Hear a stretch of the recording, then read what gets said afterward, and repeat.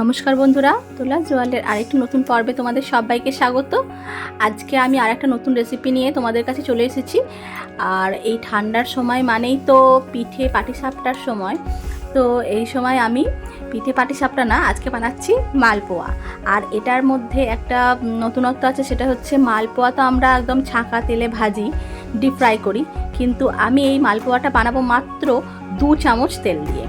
তো এটা যারা হেলথ কনসিয়াস তাদের জন্য তো মানে খুবই ভালো। খেতে ইচ্ছা করলে অবশ্যই 1, 2, 4, 5টা যটা ইচ্ছা খাওয়া যাবে। কোনো ক্যালোরি সেইভাবে অতটা গেন করবে না এখানে। তো আর খেতে কিন্তু খুব টেস্টি হয়, কোনো অংশে ডিপ ফ্রাই করা মালপোয়ার থেকে কম কিছু না, তার থেকে বরং আরও বেশি ভালো। তো যাই হোক, তো তোমরা রেসিপিটা দেখো কিভাবে বানাচ্ছি, তোমরা দেখে নাও। প্রথমে দিলাম হচ্ছে এই 2 হাতা সুজি আর 3 হাতা মতো ময়দা, অল পারপাস ফ্লাওয়ার যেটা হয় সেটা, আর দিলাম মৌরি পরিমাণ মতো। আর তার সঙ্গে তোমরা যেটা দেখলে যেটা দিলাম ওটা কিন্তু তেল নয় বন্ধুরা, ওটা হচ্ছে তোমার মিষ্টির রস।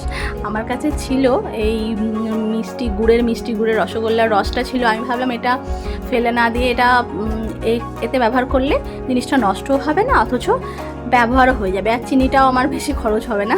তো যাই হোক, আমরা তো গৃহিণী, আমাদেরকে অনেক ভেবেচিন্তেই করতে হয়, সমস্ত দিক ম্যানেজ করতে হয়। ফেলে দিলেই তো দেওয়া হয়ে যায়, তাই না? কিন্তু আমি আবার কোনো জিনিসটা না ফেলা পছন্দ করি না। মনে হয় যেন ওটা যদি আমি কোনো কাজে লাগাতে পারি, ওটা যদি আমরা খেয়ে নিতে পারি কোনোভাবে, খেতে ভালোও লাগবে, অথচ মুখরোচকও হবে, ভালোও লাগবে, অথচ তোমার মানে ফেলতেও হলো না। তো যাই হোক, এইভাবে দেখো আমি একটুখানি লবণও দিয়েছিলাম, আর তার সঙ্গে শেষে আমি দিলাম দুধ দিয়ে এটা গুললাম ব্যাটারটা। আর হ্যাঁ, সবার লাস্টে দিলাম হচ্ছে একটু গোলমরিচের গুঁড়ো। এটা দিলে বেশ ভালো হয়, একটু ঝাল ঝাল হয়, খেতে ভালো হয়।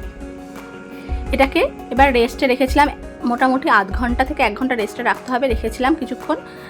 আর তারপরে দেখো ব্যাটারটা ঘন হয়ে গেছে, একটু সুজিটা ফুলে গেছে। তো তাই এর মধ্যে আরও পরিমাণ মতো যতটা দুধ লাগবে ব্যাটারটা তৈরি করার জন্য আর একটু দুধ মিশিয়ে নিচ্ছি। তো তোমরা বুঝতে পারলে আমি এর মধ্যে কী মেশালাম, তোমরা ভালো করে খেয়াল করে দেখো। আমি যেগুলো বললাম সেগুলো যদি তোমরা ঠিক পরিমাণ মতো মেশাতে পারো, তো তোমাদের যে তৈরি করা বাড়ির মালপোয়াটা সেটাও খুব টেস্টি হবে। এই দেখো বন্ধুরা, আমি যেটা বলছিলাম, এই যে 2 চামচ তেল বলেছি না, ঠিক আমি 2 চামচের বেশি কিন্তু তেল নিইনি। আর তার মধ্যে আমার এই ব্যাটারটা থেকে মোটামুটি 30 থেকে 35টা মতো মালপোয়া আমার হয়েছে। তো যাই হোক, তো তোমরা একদম এইভাবেই করো, আর ছাঁকা তেলে করার দরকার নেই, অথচ খুবই নরম হয়, তুলতুলে, একদম মুখে দিলেই মিলিয়ে যাবে, এরকমই মালপোয়া হবে। দেখো বন্ধুরা কত সুন্দর দেখতে হচ্ছে। এক এক করে সব মালপোয়াগুলো আমি লো আঁচে ভেজে নেব। বেশি আঁচে ভাজলে একটু শক্ত হয়ে যেতে পারে, তো হালকা নরম আঁচে ভেজে নেব হালকা করে। আর এইভাবেই তেল ব্রাশ করে করে আমি মালপোয়াটা ভেজে নিচ্ছি, কোনো রকম ডিপ ফ্রাই করার প্রয়োজন নেই। এটা তোমরা দেখবে দোকানে মালপোয়া খেলেও ঠিক এরকমই পাতলা মালপোয়া হয়, তারা কিন্তু ডিপ ফ্রাই করে না। আর ডিপ ফ্রাই করলে না অনেকটা মালপোয়াটা গুড় পিঠে টাইপের হয়ে যায়। তো এইভাবে তৈরি করলে খেতে খুবই টেস্টি হবে, নরমও হবে, আর তোমার অথচ তোমার তেলও বেশি শরীরে গেল না। তো যাই হোক বন্ধুরা, তোমরা রেসিপিটা তো দেখছো পুরোটা, তোমাদের কেমন লাগছে অবশ্যই কমেন্ট করে জানিও। আর ভালো লাগলে অবশ্যই একটা লাইক দিও, আর আমার বেলটাকে সাবস্ক্রাইব করো বন্ধুরা। আর বেল বাটনটাকেও অল করে রেখো ক্লিক করে, তাহলে যখনই নতুন রান্না দেবো, নতুন ভিডিও দেবো, তার নোটিফিকেশনগুলো তোমাদের কাছে চলে আসবে, আর তোমরা সেগুলো দেখে নিতে পারবে। আর হ্যাঁ, তোমাদের যদি রান্নাগুলো ভালো লাগে তাহলে অবশ্যই শেয়ার করো, কিন্তু বন্ধুদের সঙ্গে, রিলেটিভদের সঙ্গে তোমরা শেয়ার করো, ঠিক আছে? তাহলে দেখো এক এক করে কত সুন্দরভাবে সমস্ত মালপোয়াগুলো ভেজে নিচ্ছি, একদম অল্প তেলে, একদম যেভাবে করছি দেখতেই পাচ্ছ তোমরা, ঠিক এইভাবেই তোমরা বানাবে, তাহলে তোমাদের বানানো মালপোয়াগুলো এতটাই সুন্দর, এতটাই টেস্টি হবে। এই মালপোয়াটা আমি আমার শ্বশুর শাশুড়িমার জন্য বানিয়েছিলাম, ওদের তো খেয়ে খুব ভালো লেগেছে।